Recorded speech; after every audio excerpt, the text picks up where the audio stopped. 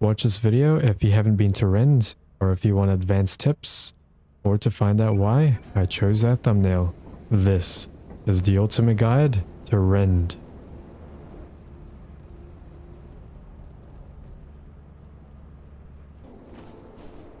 Rend has a risk level of A. It costs 550 coins. That might be quite a lot for new players, but it's well worth it. A plus side is you only have to pay once to go there. If you're there and you leave, you can go to it the next day without paying. But when you leave Rend to another moon, like to the company to sell scrap, then you'll have to pay to go back. The potential weather is stormy and eclipsed. It cannot be flooded. Regardless, there's always a blizzard, so it's hard to see and hear.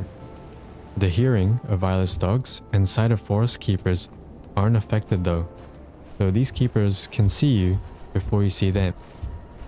Do you think that should be nerfed? Items are dropped close to the ship. You can see it even through the blizzard.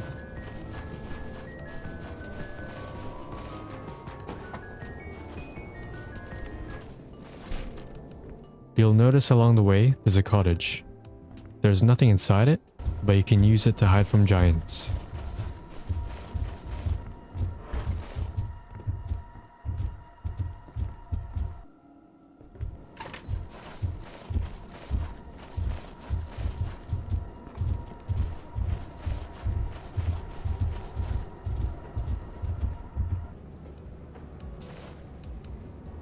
To get to the main entrance, you can follow these lights.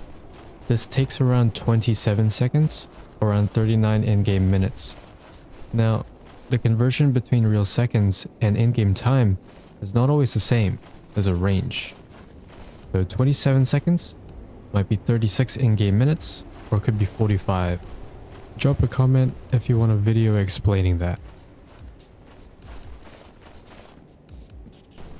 You can slightly optimize this by sticking to the left. Keep the hill to your left. This takes around 24 to 25 seconds, or around 34 in-game minutes.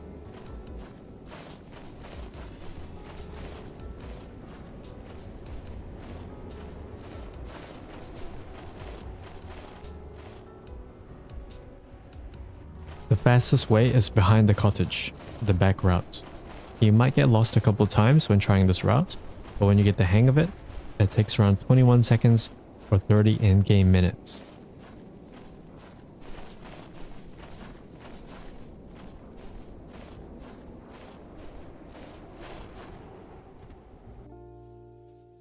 As a beginner, this is likely the first experience you'll have in a mansion, with a 98% chance.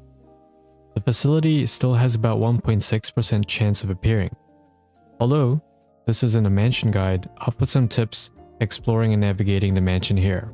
The main entrance, let's call it main, is a large room with a staircase in the middle. There are doors in the bottom and top floor, leading further inside. You'll want to keep an eye out for kitchens, as these will have lots of loot. In a kitchen, you want to check behind the counters, as they often hide loot, like this lamp here. If you're dropping your loot, you would normally put them outside because the hoarding bugs can steal them if they're inside. In Rend though, hoarding bugs cannot spawn, so you can drop the loot inside. You don't have to enter and exit the door, so it saves you a little bit of time. To navigate in a mansion, you can have a look at the orientation of the door handle. On the right means the door is leading outwards or away from main. On the left means this door is going back to main. If there isn't a door, you can look at the door frame. If it's inset, you can see it's going inside, then this way it's leading to main. If it pokes out, then this way is leading away from main. Another way of remembering is where it pokes out is where main is. Thanks Cindy and Bread for these navigation tips. Their channels are linked down below. Don't worry about turrets, as they cannot spawn here. Also, there's only a few landmines to accidentally step on. Thanks giosuel for these charts. For indoor entities, nutcrackers are the most common. Yes, they can one-shot you. But if you can kill one, you can use their shotgun and kill other entities so easily. You can also sell the shotguns for quite a bit of gold. Jesters are also quite common. Once the music plays, you'll want to get out. If the big skull thing is out, that's pretty much GG, good night. But once everyone is outside, you can wait a few seconds, then it will be safe to go back in.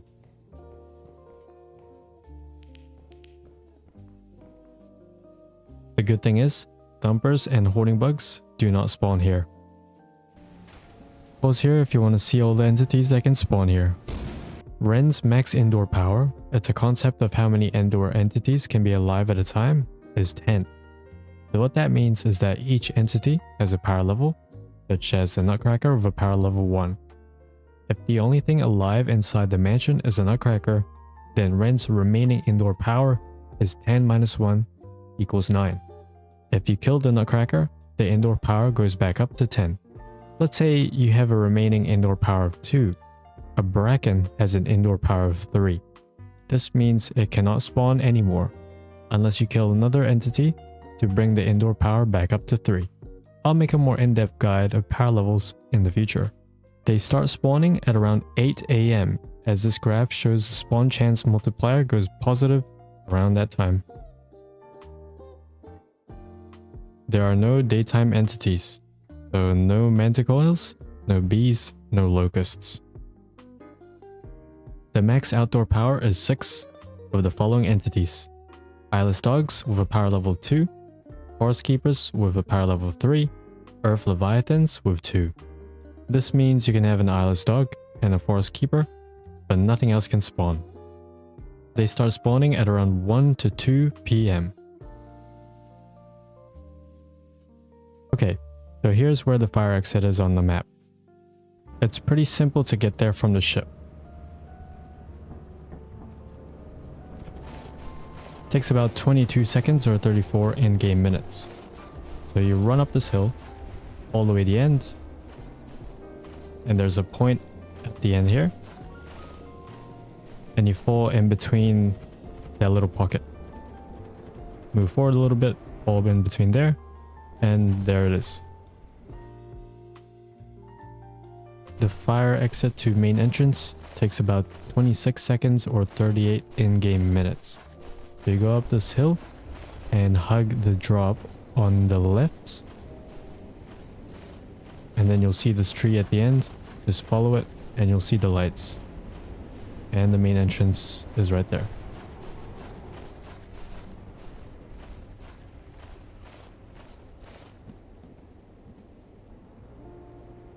So this is the main entrance to fire exit. See the light, go slightly right and you see that tree, and then you go forward until the drop, then drop down and follow this path all the way to the fire exit. This takes about 26 seconds or 34 in-game minutes.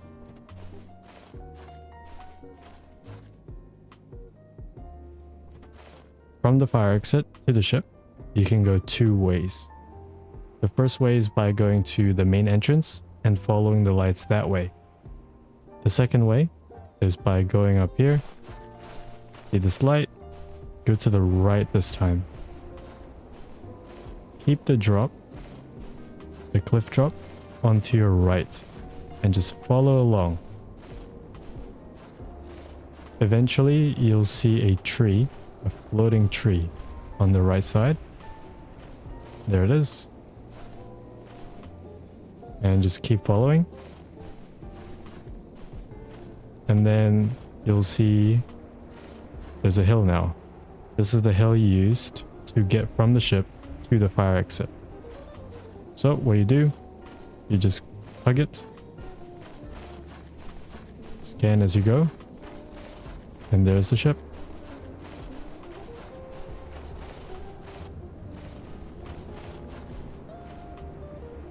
When getting back to the ship, you might have heavy loot, so it becomes hard to jump onto the ship. You can either get on at the back, you only have to jump, and there you go. Or you can use this rock here to jump onto the ship. Useful to know when there's a monster chasing you. There's a few advantages of Rend over the other moons. We've talked about the indoor power of 10 and the outdoor power of 6. This indoor power is lower than the intermediate and hard moons, Offense, March, Dine, Titan. The outdoor power is the least out of any moon, tied with Vow and Dine. You won't run into too many monsters. Rend's indoors are smaller than the other intermediate and hard moons, so you won't get lost as easily. You can see that the interior multiplier is 1.2, which is smaller than the others. In terms of scrap, the minimum amount of scrap that can spawn is 18, and a max of 25. The minimum is more than the intermediate moon's max scraps. Offense has a max of 17, March has 16. Rend also has the second highest scrap density behind Dine.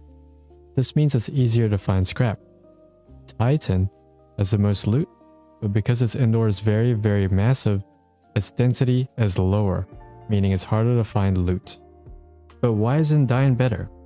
It has a higher indoor power of 15, higher likelihood of jesters spawning, so it's harder to explore too deep, and turrets and mines are more likely to spawn. Why isn't Titan better? The indoors are massive. Size multiplier of 2.35, and the indoor power is 18. Are those enough reasons to justify why Rend is the GOAT? Leave a comment if you guys agree or disagree with me. For the completionists out there, here are the locations of these data chips. The first one is behind the cottage. And you go behind it, and then walk forward this way, in between those trees. And then you'll see this hill on the right. Don't go in there, but go to the left of that. And then you can go around this hill, which goes upwards. And you'll see this little valley here. There's the ship. So this one is right next to the fire exit. So when you go down, there's a fire exit. And right next to it, there's a data chip. So this one's pretty far off. So when you get from the fire exit, you go up. See that light there? You go up to there. And we line up with the rope here, 90-degree angle there, and you go straight ahead. Eventually you'll run into a wall right there, and you go right, and then you'll walk into this valley, and there's a data chip. Now to go back, just follow your footsteps and you're good to go. And there you go. Leave a comment if I missed anything, and a like and subscribe for more content like this. But for now, I'll see you next time. Laters.